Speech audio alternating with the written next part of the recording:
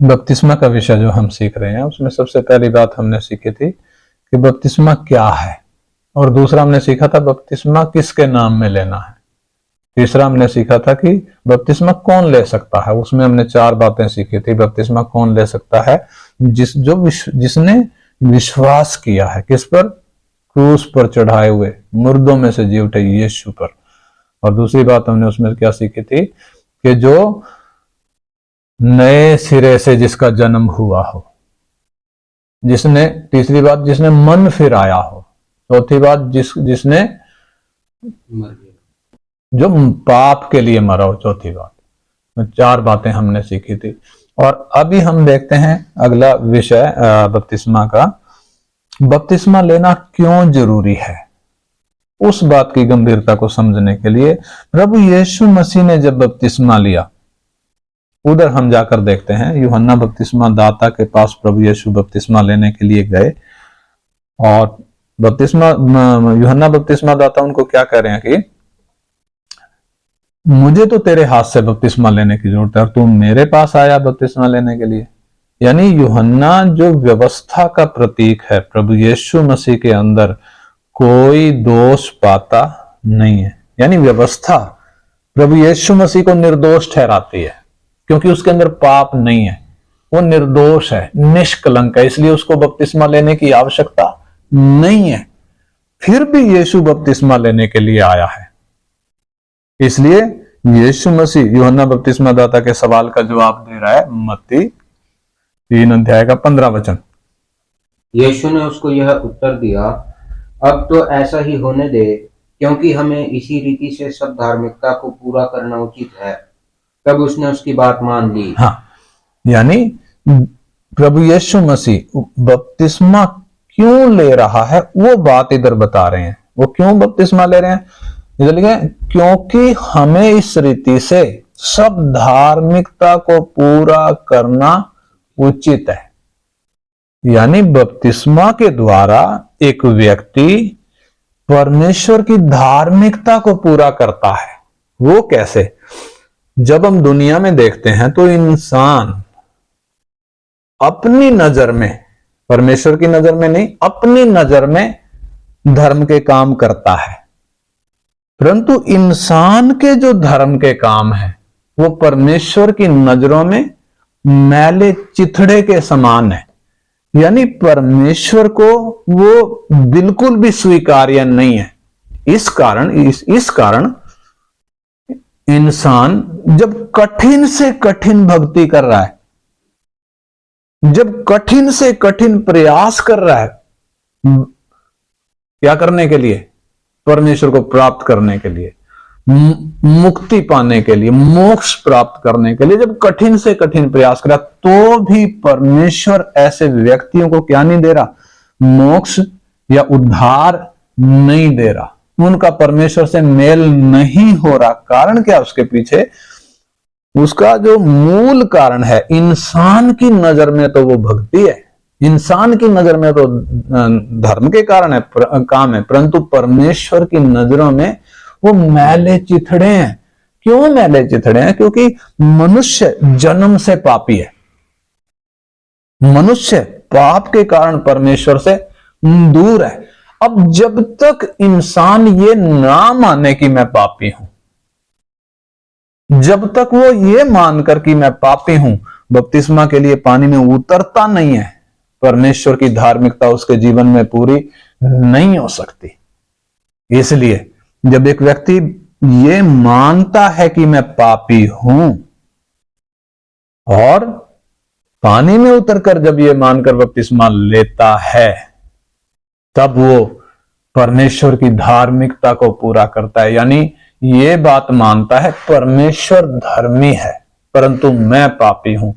अब मेरे जीवन में परमेश्वर की मर्जी पूरी हो। अब तक मैं अपनी मर्जी से चला, लेकिन अब आगे परमेश्वर की धार्मिकता को मैं पूरा करूंगा। मेरे जीवन में परमेश्वर की धार्मिकता पूरी होगी। उसके लिए बपतिस्मा के द्वारा एक व्यक्ति अपना जीवन परमेश्वर के हाथ में सौंपता है, पानी में उतरता है, कीमत देने के लिए तैयार होता है। इधर प्रभु यीशु मसीह भी तो जब बपतिस्मा ले रहे हैं, कीमत देने के लिए तैयार हो रहे हैं। कौन सी कीमत है? वो एक वध होने वाले मेमने के तौर पर इधर बपतिस्मा के द्वारा तैयार हो रहे हैं। यानी यीशु इंसान की साइड में आकर इंसान के तौर पर मानव जाति के लिए मान रहा है, हाँ पिता, हम पापी हैं, हमें आपकी धार्मिकता को पूरा करना उचित है। यानी एक व्यक्ति जब मानता है मैं पापी हूं, जब मानता है कि परमेश्वर धर्मी है और पानी में उतरता है बपतिस्मा के लिए, तो उसके जीवन में परमेश्वर की धार्मिकता पूरी होती है। यानी परमेश्वर की धार्मिकता पूरी होनी है तो बपतिस्मा अति अनिवार्य है, पहली बात। दूसरी बात हम देखेंगे बपतिस्मा क्यों जरूरी है। मरकुस 16 अध्याय का 16 वचन पढ़ेंगे। मरकुस 16 अध्याय का 16 वचन, परमेश्वर का वचन हमें क्या समझाता है। जो विश्वास करे और बपतिस्मा ले उसी का उद्धार होगा, परंतु जो विश्वास न करेगा वो दोषी ठहराया जाएगा। हाँ, इधर जो बात लिखी है, जो विश्वास करे और बपतिस्मा ले उसी का उद्धार होगा करके परमेश्वर का वचन साफ साफ कहता है। यानी इसमें दो बातें हैं, विश्वास करे और बपतिस्मा ले, उसी का उद्धार होगा। यानी विश्वास प्लस बपतिस्मा इज इक्वल टू उद्धार। इसको हम ऐसे भी कह सकते हैं जैसे मैथ का एक फॉर्मूला, विश्वास और बपतिस्मा दोनों मिलकर क्या है? उद्धार। ये वचन के अनुसार, यानी उद्धार के काम को पूरा करने के लिए, उद्धार के चरण को पूरा करने के लिए बपतिस्मा अति अनिवार्य है। यदि एक व्यक्ति ने उद्धार प्राप्त करना है तो उसे विश्वास करने के साथ साथ बपतिस्मा लेना भी जरूरी है। बिना बपतिस्मा लिए उद्धार प्राप्त करना असंभव है। इस वचन के अनुसार बिना बपतिस्मा लिए उद्धार प्राप्त करना संभव नहीं है। बपतिस्मा के द्वारा एक व्यक्ति अपने आप को परमेश्वर के हाथ में सौंपता है ताकि परमेश्वर उसके अंदर उद्धार के काम को क्या कर सके? पूरा कर सके। इसलिए बपतिस्मा आवश्यक है। क्यों आवश्यक है? उद्धार का चरण पूरा होना है। परमेश्वर कब पूरा करेगा? जब पानी में हम उतरे हैं। और नंबर 3, तीसरी बात क्या है बपतिस्मा के लिए जो जरूरी है? यूहन्ना 3 अध्याय उसका 5 वचन पढ़ेंगे। 3 अध्याय का 5 वचन, परमेश्वर का वचन हमें क्या समझाता है। यीशु ने उत्तर दिया, मैं तुझसे सच सच कहता हूँ, जब तक कोई मनुष्य जल और आत्मा से ना जन्मे तो वह परमेश्वर के राज्य में प्रवेश नहीं कर सकता। हाँ, जब तक कोई मनुष्य जल और आत्मा से ना जन्मे तो वो परमेश्वर के राज्य में प्रवेश नहीं कर सकता। जल और आत्मा से जन्म लेना जरूरी है। किधर प्रवेश करने के लिए? परमेश्वर के परमेश्वर के राज्य में प्रवेश करने के लिए जरूरी है जल और आत्मा से जन्म लेना। तो जल से जन्म लेना क्या है? जब एक व्यक्ति हमने पीछे सीखा था बपतिस्मा में 2 बातें हैं, जल में उतरना यानी डूबना और जल से बाहर आना। तो जल में जब एक व्यक्ति डूबता है, यानी बपतिस्मा के द्वारा जब एक व्यक्ति पानी में डूबता है, वो क्या दिखाता है? मरा हुआ पानी में गया है। लेकिन जब वो पानी में से वापस आता है, वो किस बात का प्रतीक है? ये व्यक्ति नया है। जो पानी से बाहर आ रहा है ये नया, पुराने वाला मर गया, दफन हो गया, अब ये जो आया है ये नया है। जैसे यीशु मरकर कब्र में रखा गया और तीसरे दिन जिंदा होकर आ गया, महिमा में जिंदा हुआ, ऐसे ही एक व्यक्ति पानी में से जब बाहर आया है वो नया है। यानी उसको हम क्या कहते हैं? वो जल से जन्मा हुआ व्यक्ति है। जल और आत्मा दोनों से जन्म लेना आवश्यक है। किस चीज के लिए? परमेश्वर के राज्य में प्रवेश करने के लिए। इसलिए बपतिस्मा जरूरी है, ताकि हमारा प्रवेश किधर हो सके? परमेश्वर के राज्य में। और चौथी बात के लिए हम पढ़ेंगे मत्ती 28 अध्याय मत्ती 28 अध्याय उसका 18 से 20 में प्रभु यीशु मसीह क्या कहते हैं? 28 अध्याय का 18 से 20।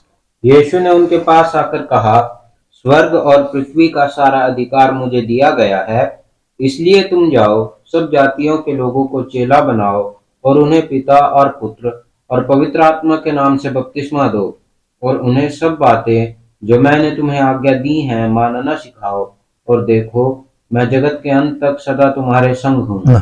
इधर ये वचन जो हमने पढ़ा मत्ती 28 का 18 से 20 प्रभु यीशु मसीह की आज्ञा है।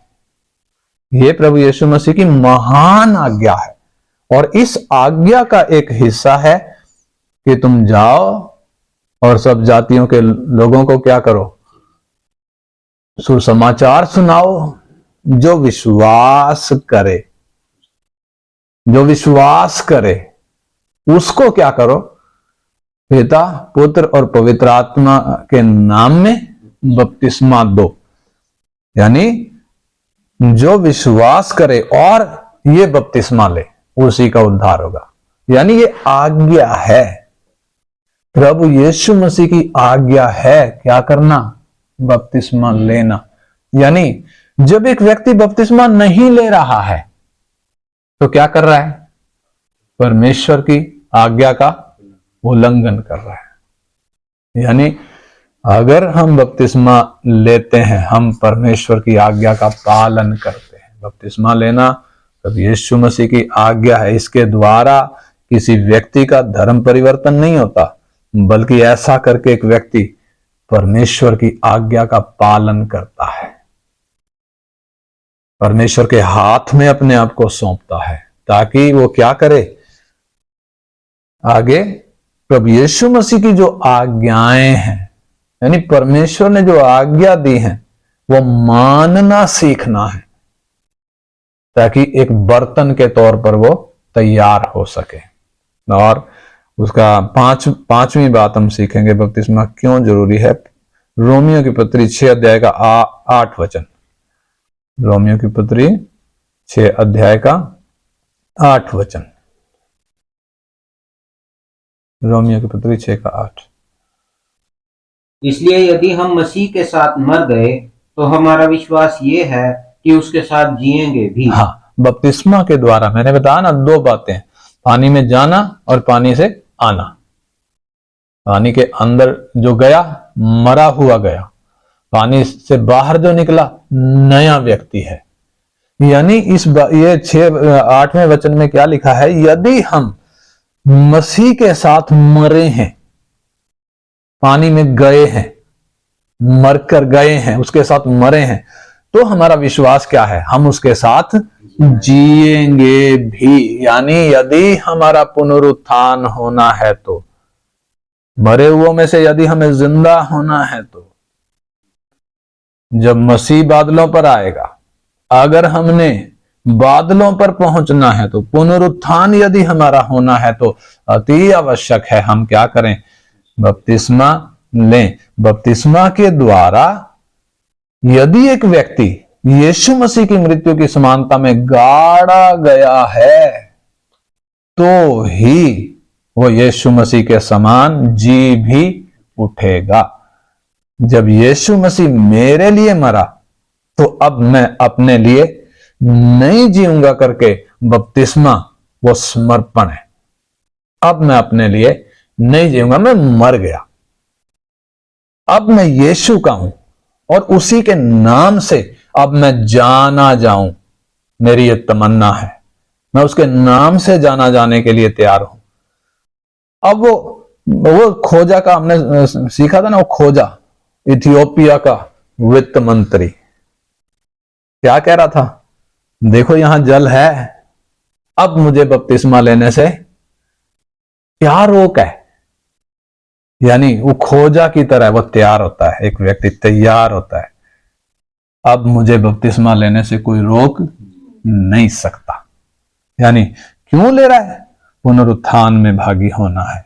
और छठी बात में हम पढ़ते हैं उसका छठी बात के लिए हम शुरू से पढ़ लेंगे, रोमी 6 का 1 से 6 का 1 से। तो हम क्या कहें? हाँ क्या हम पाप करते रहें कि अनुग्रह बहुत हो? हाँ कदापि नहीं। हाँ हम जब पाप के लिए मर गए तो फिर आगे को उसमें कैसे जीवन बिताएं? हाँ, पाप के लिए जब मर गए तो आगे को हम पाप में कैसे जिए? यानी मरे हुए को दफन करने के लिए बपतिस्मा दिया जाता है।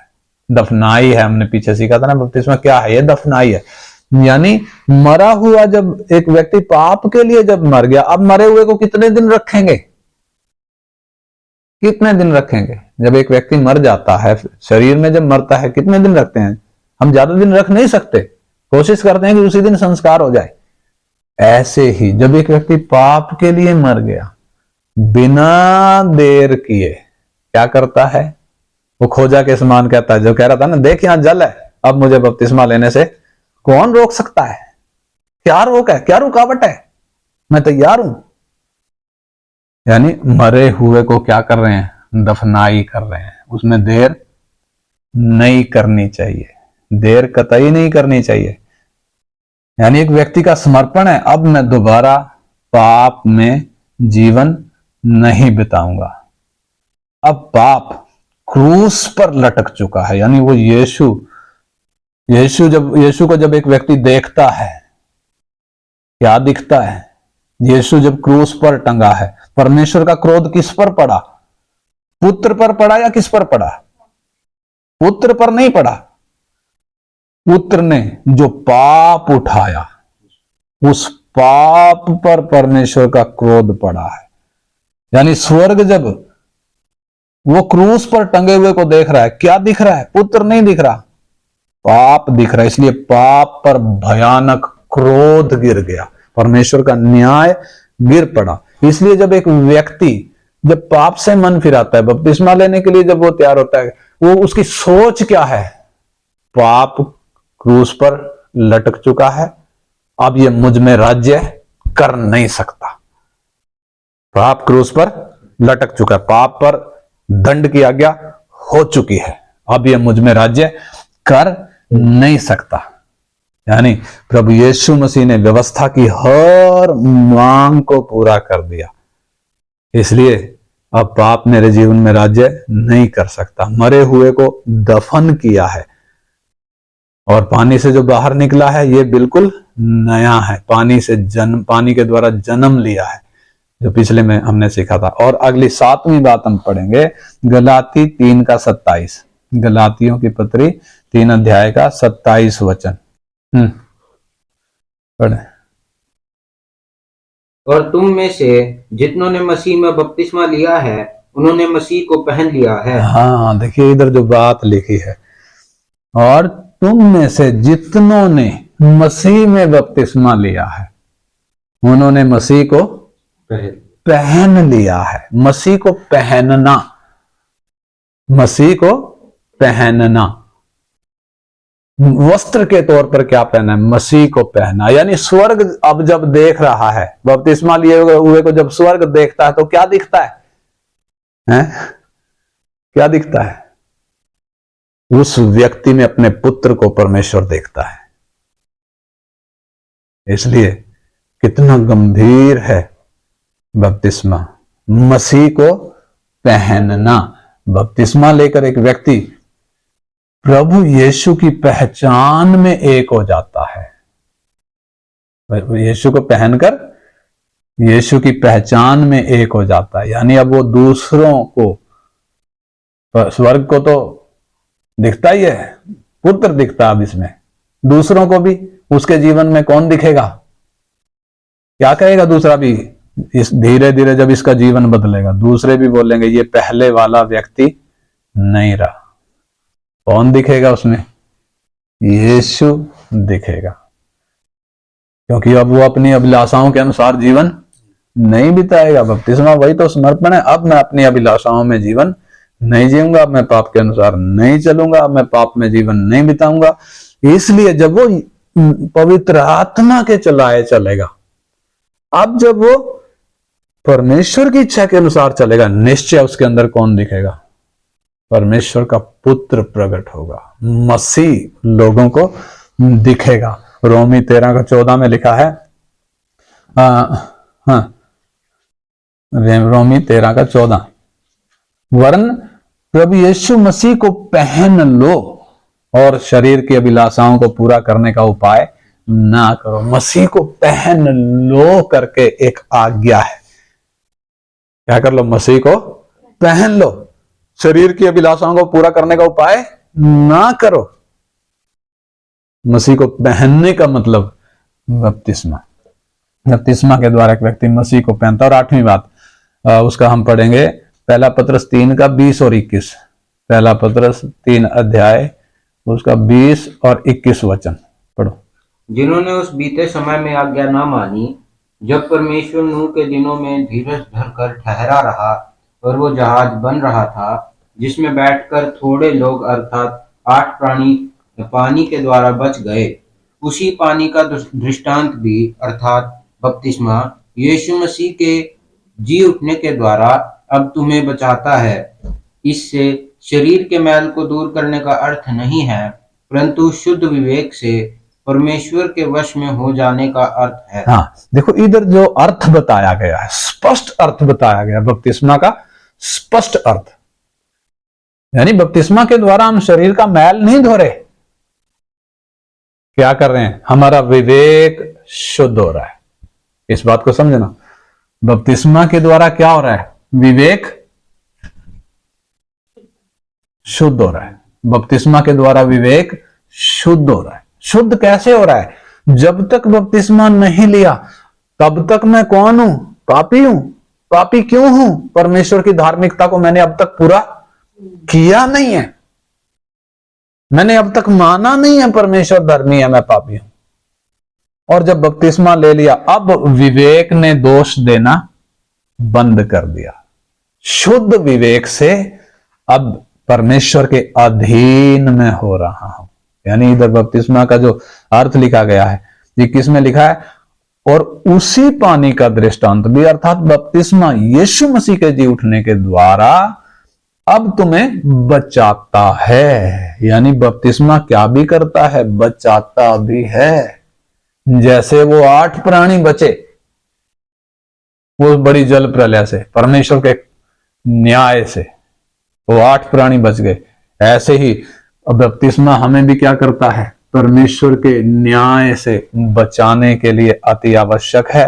और इसमें शरीर का मैल नहीं धुल रहा। शरीर का मैल हम नहीं धो रहे।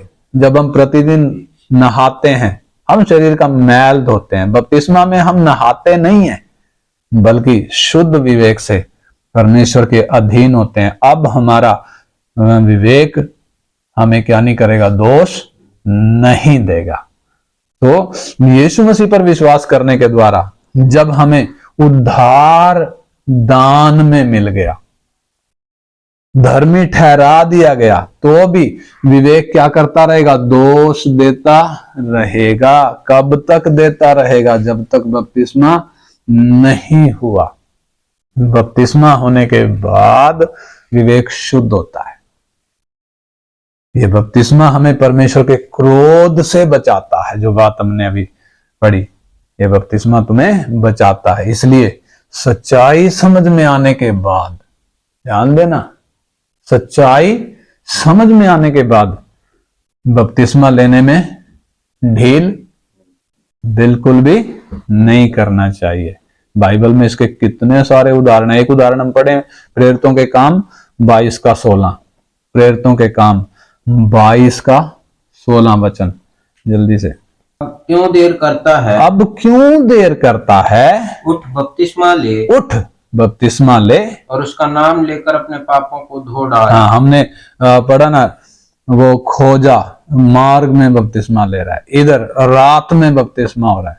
यानी जिसको मालूम पड़ा ना, पौलुस खाना बाद में खा रहा है, 3 दिन का भूखा है, लेकिन खाना बाद में खा रहा है, पहले बपतिस्मा ले रहा है। बपतिस्मा जिसको समझ में, सच्चाई जिसको समझ में आ गई, वो देर करता नहीं है। वो ये नहीं बोलेगा कि कल लूंगा मैं, या अभी रात है सुबह लूंगा ना, रात में बपतिस्मा लिया है। प्रेरितों के काम जब हम पढ़ते हैं, मार्ग में बपतिस्मा लिया, अगली बार आऊंगा करके नहीं, रास्ते में बपतिस्मा लिया।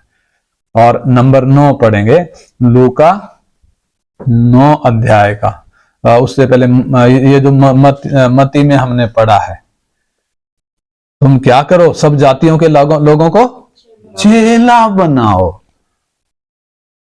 और चेला बनना है तो क्या करना पड़ेगा, पिता पुत्र पवित्र आत्मा के नाम से बपतिस्मा दो। यानी चेला बनने के लिए बपतिस्मा जरूरी है।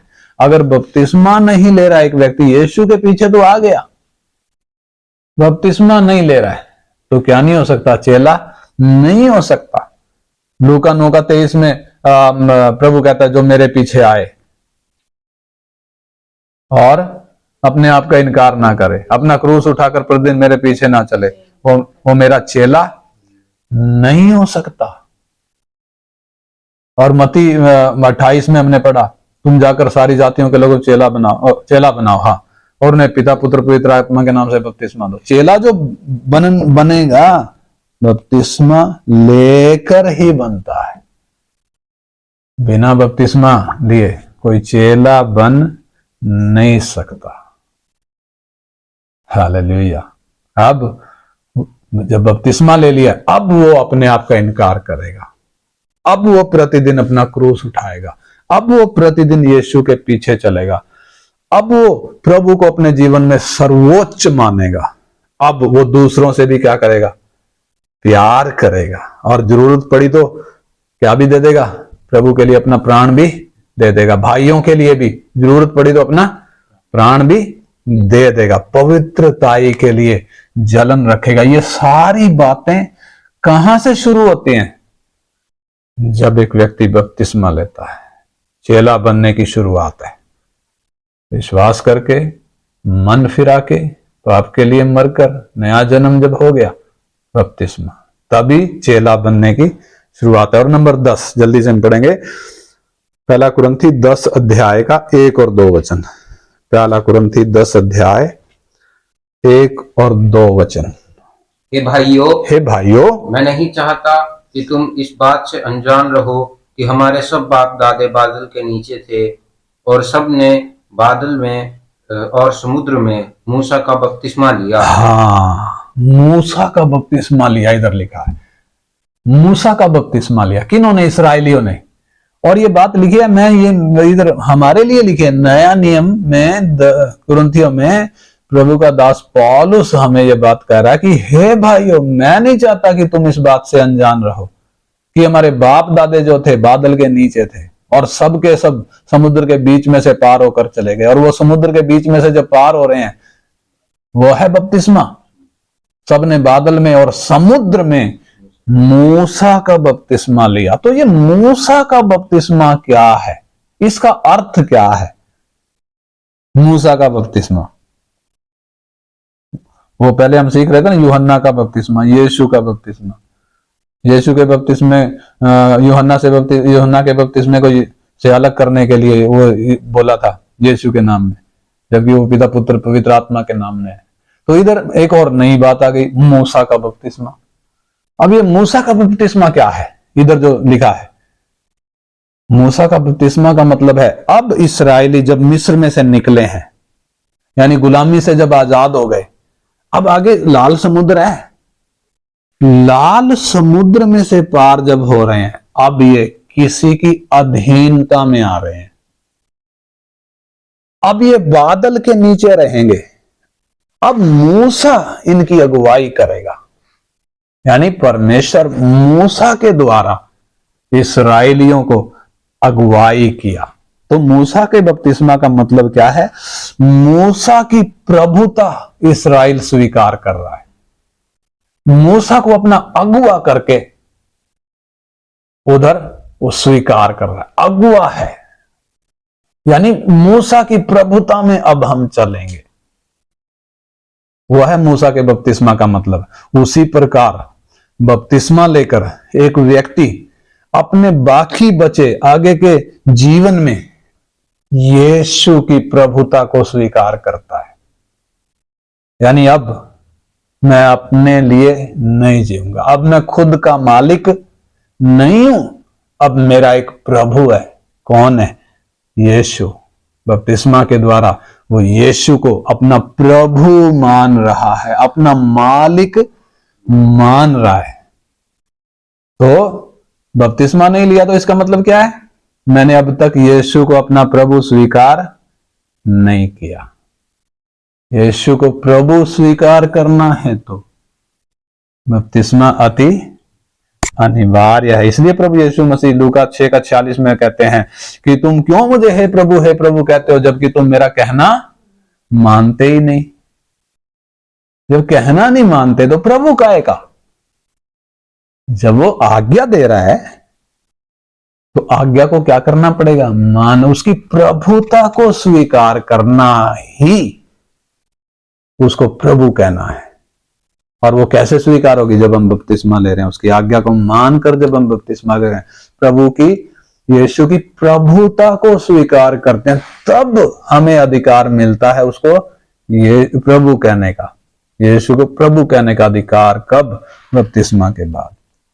यानी प्रभु का मतलब क्या है? अब मेरे जीवन का मालिक मैं नहीं हूं। हर व्यक्ति को देखें तो जिन्होंने विश्वास नहीं किया है, हर कोई अपने जीवन का मालिक है। जैसा मन में आता है वैसा करता है, जो खुद को अच्छा लगता है वो करता है। परंतु बपतिस्मा लेकर जब एक व्यक्ति यीशु को प्रभु मानता है, यानी उसकी प्रभुता को स्वीकार करता है, तो उसका मतलब क्या है?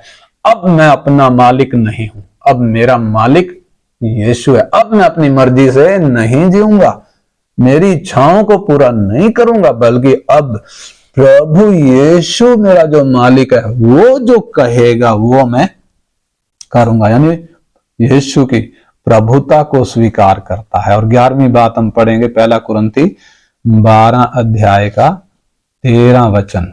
12 अध्याय का 13 वचन।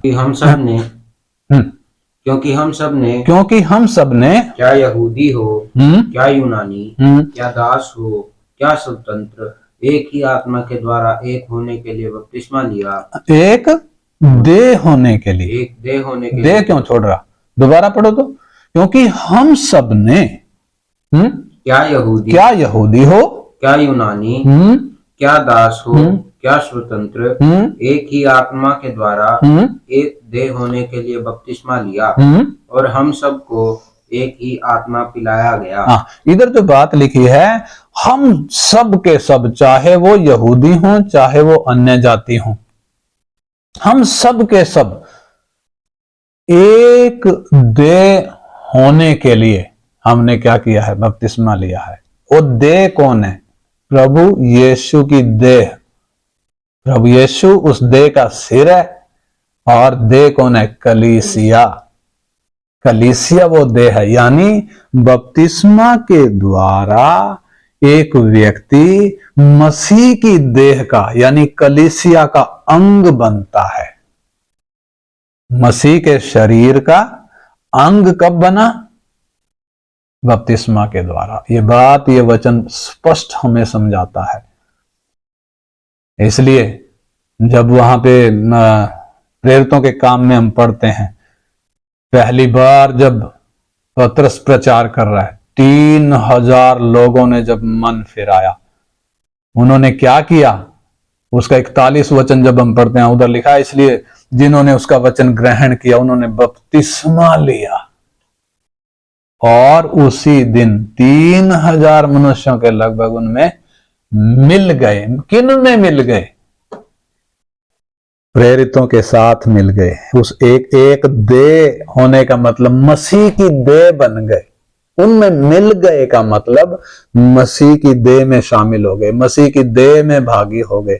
चाहे यहूदी हो, चाहे यूनानी हो, चाहे पढ़ा लिखा हो, चाहे अनपढ़ हो, चाहे गरीब हो, चाहे अमीर हो, कोई जाति, कोई धर्म, जब एक व्यक्ति अपने यीशु पर विश्वास कर अपने पापों से जब मन फिराता है, जब वो बपतिस्मा लेता है, मसीह की देह यानी कलीसिया का अंग बनता है। परमेश्वर का वचन में साफ बताता है। और 12वीं बात हम पढ़ेंगे, बपतिस्मा क्यों जरूरी है। कुलुसियों की पत्री 2 अध्याय उसका 11 और 12 वचन हम पढ़ेंगे।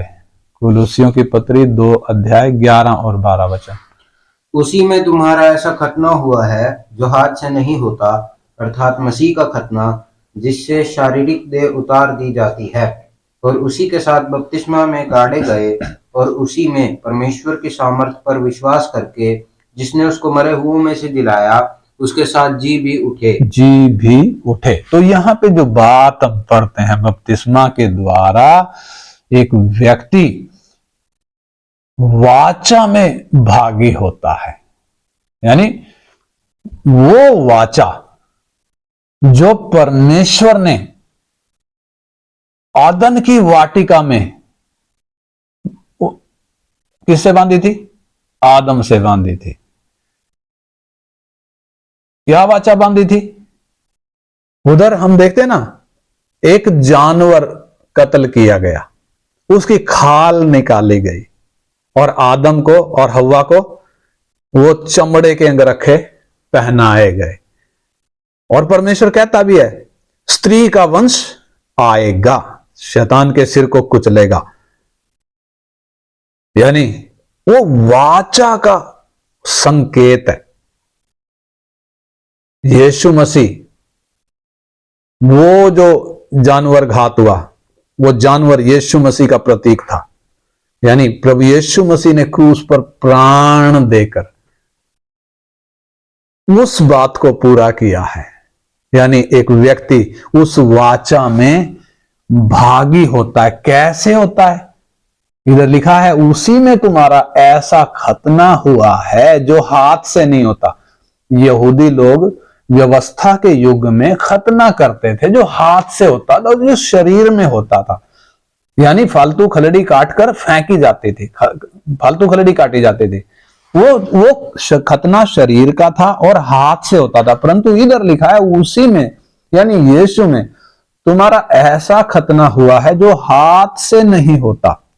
यानी मसीह का खतना, जिससे शारीरिक देह उतार दी जाती है, और उसी के साथ बपतिस्मा में गाड़े गए, और उसी में परमेश्वर की शक्ति पर विश्वास करके जिसने उसको मरे हुओं में से जलाया, उसी के साथ जी भी उठे। यानी बपतिस्मा जैसे उधर वो खतना से इधर इसकी वो करी गई है तुलना, नहीं मतलब उसके साथ वो खतना इधर आकर पूरा हो रहा है, बपतिस्मा में आकर खतना पूरा हो रहा है। अब खतना शरीर का खतना नहीं रहा। अब खतना कौन सा है? बिना हाथ का है, हाथ के बिना जो होता है। यानी बपतिस्मा के द्वारा मन का खतना होता है, मन का खतना। और वो खतना जो यहूदी करते थे, शरीर का खतना, खतना करके एक व्यक्ति वाचा में भागी होता था। अगर खतना नहीं हुआ तो वाचा में भागी नहीं है, ऐसे व्यक्ति को जान से मारना है। लेकिन नए नियम में शरीर का खतना नहीं है, बपतिस्मा के द्वारा एक व्यक्ति वाचा का भागी बनता है। यानी खतना को किसने रिप्लेस कर दिया? इस बपतिस्मा ने रिप्लेस कर दिया। अब बपतिस्मा लेकर एक व्यक्ति वाचा में भागी हो रहा है। बपतिस्मा एक ऐसा खतना है जो हाथ से नहीं किया जाता, ये वाचा का चिन्ह है। यानी खतना का चिन्ह, खतना का स्थान अब बपतिस्मा ने ले लिया।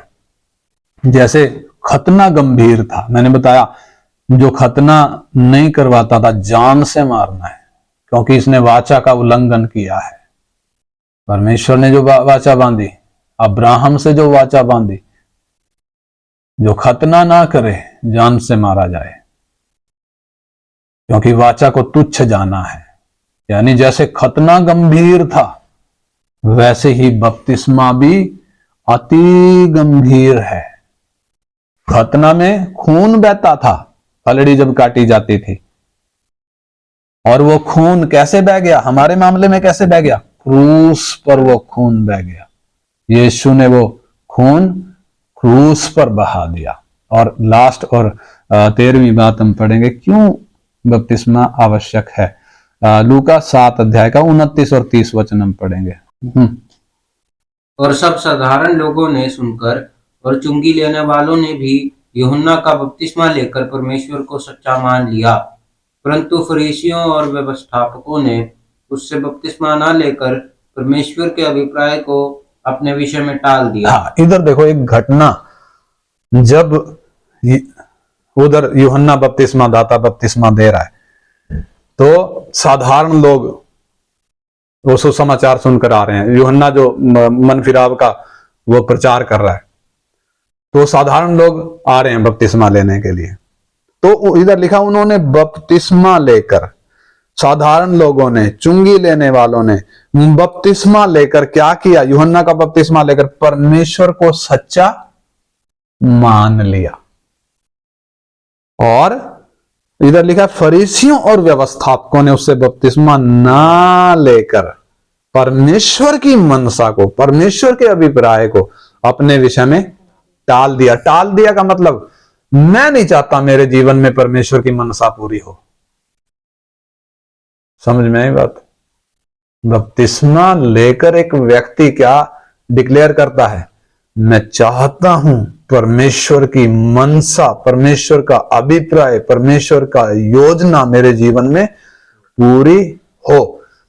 यानी परमेश्वर की मनसा, परमेश्वर की योजना, यानी परमेश्वर का वो प्रयोजन क्या है?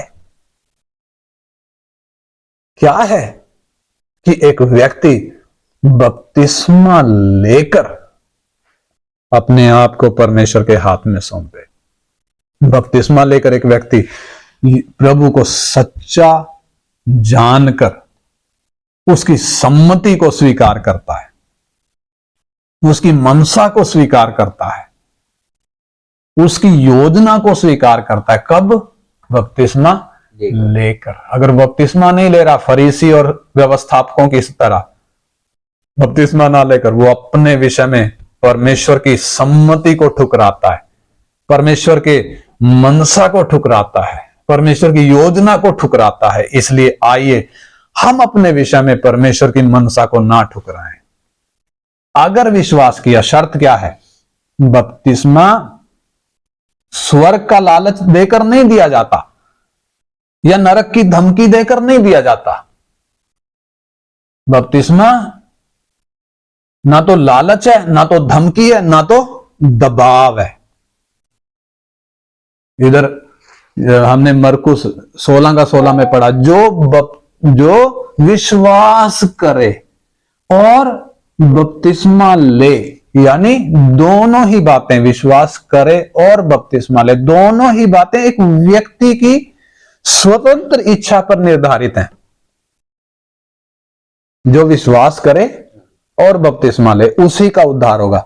विश्वास नहीं करेगा तो, बपतिस्मा नहीं लेगा तो उद्धार नहीं होगा करके बिल्कुल स्पष्ट है। यानी ये बपतिस्मा टोटली एक व्यक्ति की स्वतंत्र इच्छा पर निर्धारित है। इसलिए प्रभु यीशु मसीह ने कहा, यदि कोई मेरे पीछे आना चाहे, जबरदस्ती नहीं है।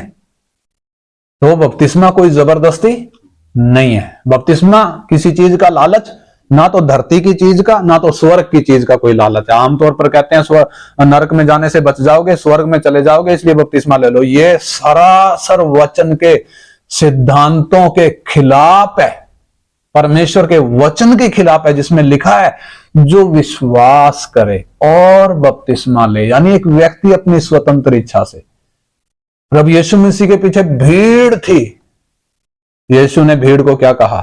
मुझे भीड़ नहीं चाहिए, जो मेरे पीछे आना चाहे तो ये शर्त है। शर्त माननी है तो मेरे पीछे आ जाओ, नहीं माननी है तो अपने घर जाओ। भीड़ को प्रभु ने क्या कर दिया? घर भेज दिया। पीछे सिर्फ कौन आए? उधर परमेश्वर के वचन में लिखा है कौन आए यीशु के पीछे। मत्ती 19 अध्याय उसका 29 वचन पढ़े। और जिस किसी ने घरों या भाइयों या बहनों या पिता या माता या बाल बच्चों या खेतों को मेरे नाम के लिए छोड़ दिया है उसको 100 गुना मिलेगा। हाँ, और इधर पतरस भी कह रहा है, उसका पढ़ेंगे, उसका 27 वचन पढ़े, 27 वचन, 27 वचन, 19 का 27, मत्ती 19 का 27। इस पर पतरस ने उससे कहा, इस पर पतरस ने उससे कहा, देख हम तो सब कुछ छोड़ के, देख के बाद कोमा भी है, देख हम तो सब कुछ छोड़ के हाँ, तेरे पीछे हो लिए हैं। हम तो सब कुछ छोड़ के तेरे पीछे हो लिए हैं, यानी चेले सब कुछ छोड़ के यीशु के पीछे हुए हैं। प्रभु ने जबरदस्ती नहीं करी उनके साथ, बल्कि चेलों का यह अपना फैसला था।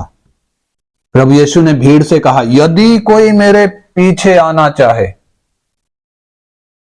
चेलों ने वो बात को स्वीकार किया, अपना सब कुछ छोड़कर, क्या क्या छोड़कर, उधर 29 में हमने पढ़ा, जिस किसी ने घरों या भाइयों या बहनों या पिता या माता या बाल बच्चों या खेतों को मेरे नाम के कारण छोड़ दिया है। यानी कौन? जिन्होंने अपना सब कुछ छोड़ा है, यीशु के पीछे आए हैं, किसी लालच में नहीं, किसी दबाव में नहीं, और किसी धमकी के कारण नहीं। ना तो नरक में जाने की धमकी, ना तो स्वर्ग में जाने का लालच, ना तो कोई दबाव, बल्कि एक व्यक्ति की 100% संपूर्ण एक व्यक्ति की इच्छा पर डिपेंड करता है। 100% एक व्यक्ति का फैसला है, मैंने यीशु के पीछे चलना है या नहीं चलना है। चलना है तो कठिन शर्तें हैं, इधर स्पष्ट लिखा है, घरों, भाइयों, बहनों, पिता, माता, बाल बच्चों, खेतों को मेरे नाम के लिए छोड़ दिया। यानी वही तो चेला बनेगा, और चेलों ने ये किया। चेला कह रहा है इधर, ये सुनकर वो पतरस जवाब दे रहा है, 27 में लिखा है, इस पर पतरस ने उससे कहा, देख हम तो सब कुछ छोड़ के तेरे पीछे हो लिए हैं। सब कुछ छोड़कर यीशु के पीछे हो लिए, यानी स्वतंत्र इच्छा है एक व्यक्ति की। तो इधर जो विषय हमने सीखा, बाद में ये बात मैंने बताई, यह विषय 13 बातें हमने सीखी। बपतिस्मा क्यों जरूरी है, मैं एक बार फिर 13 बातों को दोहरा देता हूं। सबसे पहली बात, परमेश्वर की धार्मिकता को पूरा करने के लिए। नंबर 2, उद्धार के चरण को पूरा करने के लिए। नंबर 3, परमेश्वर के राज्य में प्रवेश करने के लिए। नंबर 4, मसीह की आज्ञा को मानने के लिए, पालन करने के लिए। और नंबर 5, पुनरुत्थान में भागी होने के लिए। नंबर 6, मरे हुए को दफनाने के लिए। नंबर 7, मसीह की पहचान में एक होने के लिए। नंबर 8, विवेक को शुद्ध करने के लिए। और नंबर 9, यीशु का चेला बनने के लिए। नंबर 10, मसीह की प्रभुता स्वीकार करने के लिए। और नंबर 11, मसीह की देह का अंग बनने के लिए। और नंबर 12, वाचा में भागी होने के लिए। और नंबर 13 बाद में हमने पढ़ा, परमेश्वर की सम्मति को स्वीकार करने के लिए। इसलिए बपतिस्मा अति अनिवार्य है। एक व्यक्ति यदि बपतिस्मा नहीं ले रहा, परमेश्वर की मनसा को भी टाल रहा है, और ये 13 बातें जो हमने सीखी हैं, इन सब का इनकार कर रहा है, प्रभु की आज्ञा का इनकार कर रहा है। इसलिए आइए हम अपने जीवनों में जांच कर देखें, क्या मैंने प्रभु की आज्ञा का पालन किया है या उल्लंघन किया है। आइए हम प्रार्थना करें।